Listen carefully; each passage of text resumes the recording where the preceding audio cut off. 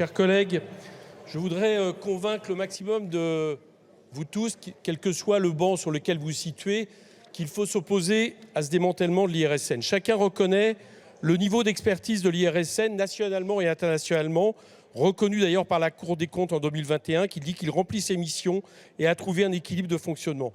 Chacun reconnaît, ou au moins consent maintenant, la nécessité de séparer le processus d'expertise de celui des décisions. D'ailleurs, la preuve, le gouvernement se dit prêt à reconnaître un amendement qui garantit dans le règlement de l'ASN cette séparation. Alors dans ce cas-là, pourquoi ?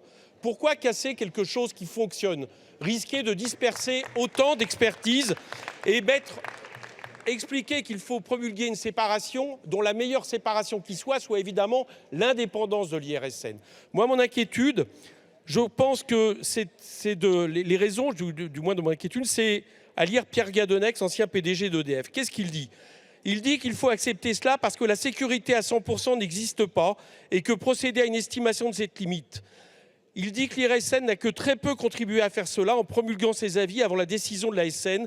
Elle a davantage freiné l'ASN dans sa volonté de mieux prendre en compte la dimension industrielle. Je suis en radical désaccord avec le fait de penser qu'il y aurait une limite à la sûreté en matière nucléaire en France.